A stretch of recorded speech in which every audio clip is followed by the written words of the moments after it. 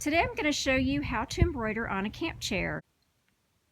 The chair that I'm going to be working with today is an Ozark Trail chair from Walmart.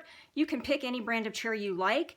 Just make sure, and I always do this before I leave the store, I pull back the bag that it's in and check to make sure that these are actually screws instead of rivets. Sometimes they're rivets, and that means you won't be able to remove the chair backing from the frame.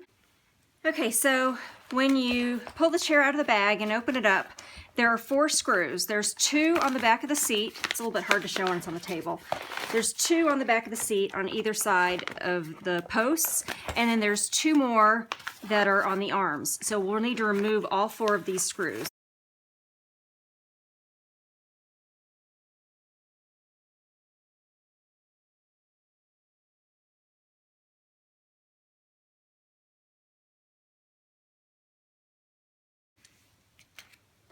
I'm going to take these screws and put them in one of the little magnetic bowls that I bought. I often use that for my pins. Again, be really careful that you don't lose them. And another thing, another tip, learning from my mistakes in the past, some of the chairs, it's harder than others once you take them off the frame to tell which side is the top and which side is the base. And I have before, unfortunately, one time I embroidered the bottom of the chair instead of the back of the chair. So what I always do now is I use a clip or something on the bottom of the chair that I'm not going to be embroidering, and that helps me to know which side I'm going to not be embroidering on. So just a tip there.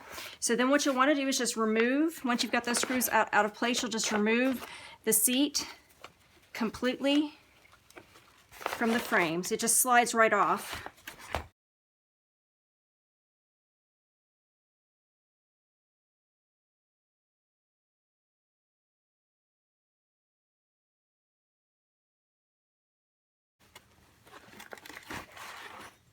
Okay, now the frame is completely disassembled. You can set that aside. The next step is to place your pattern and measure.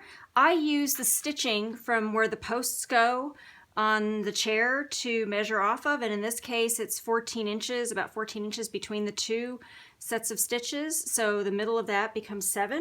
And for those of you who've seen my videos before, I like to use these reinforcements from the dollar store to do my markings. So once I figure out about where my pattern is going to be, I can place my reinforcements and mark my center points and end points on the pattern. Next, you'll want to hoop up some tearaway stabilizer, and then I'll make the same markings in the hoop itself so that you can match them up. When you're floating your seat back on the stabilizer, you have a number of options, and I actually typically use a combination. You can use a little bit of 505 spray. That'll just sort of hold it in place on the stabilizer itself. I don't like to use too much of it because it will often gum up your needle and cause problems with the stitching. So you may want to use it sparingly or just use it maybe on the outer edges. I'll also sometimes on the outer edges use some Scotch tape, double-sided Scotch tape, so it'll be, again, the very outer edges just to hold it in place. Obviously, I've got some blue painter's tape as well to hold it. And then I'm also using a few pins. Again, this is a pretty stiff material, so it doesn't need too much to hold it down. It's not really, going to move too much once you get it hooped up. The other thing to just be aware when you're setting this up, this side is where the arm attaches to the machine, and that's where the body of the seat is. So make sure it's set up correctly, otherwise you'll end up with the seat between the hoop and the machine, and it'll be a mess. And then once again, I'm going to say it over and over again, when you're putting your hoop on your machine, make sure these arms are out of the way. Okay, so now I've got the hoop on the machine, I've got the design selected. I'm making sure the design is facing the right direction, and that I've lined it up so that you can move your design around on your screen so that it is over your markings that you made. You may need to move it up or down in your hoop to make sure that the hoop is centered in the right spot. And once you've got that in place, you can, I typically will do the little moving it around from one side to the other to make sure everything's in place and it's all lined up. Go ahead and go back to center. Once I've done that, again, making sure you know where these 2 arms are. I've got Both of them, neither of them are under the hoop. And what I actually am probably going to do is use this binder clip, and especially the one in the back that I really can't keep track of as easily. I'm going to go ahead and use the binder clip to attach it to the body of the seat itself so that it won't accidentally somehow flop underneath the hoop as I'm embroidering. So once that's done, you just remove your markers and you are ready to go. Okay, so it's done embroidering, and that means you can go ahead and take the hoop off the machine. So once you've completed embroidering and removing it from the stabilizer, this is what it looks like, and then this is what it looks like on the back. Okay, so steps for reassembly. You go backwards from what you did when you took it apart.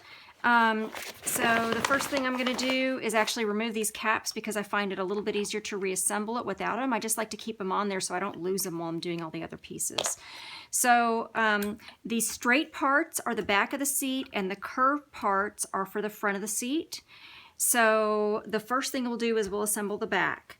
And that means we need to put the seat bottom piece on first.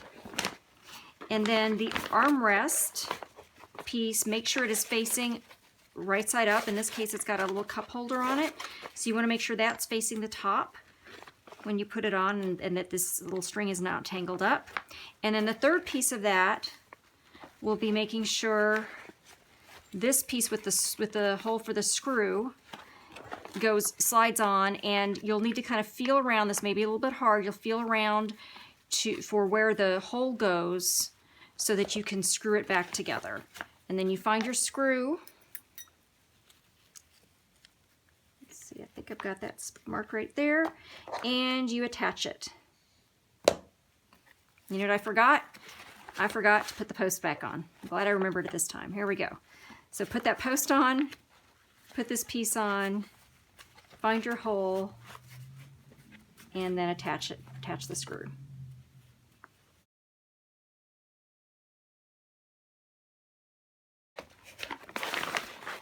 Okay, so the other piece, the other side we'll do next is the other side of the back.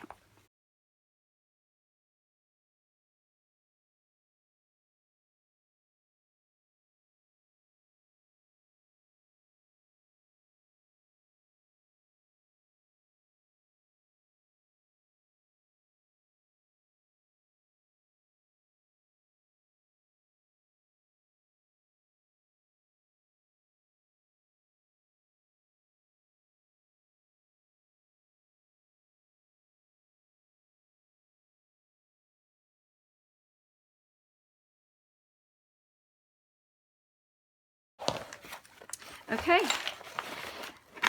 the last piece of this, we'll be doing the seat bottom.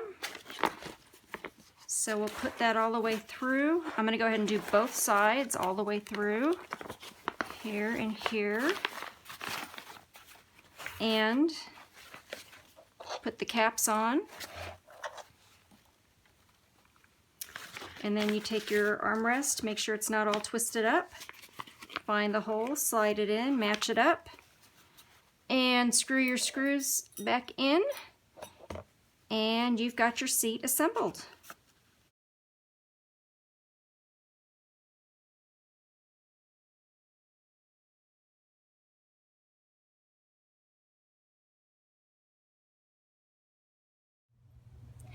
Once your screws are all completely in place, you're done with your chair. Now that you know, get stitching.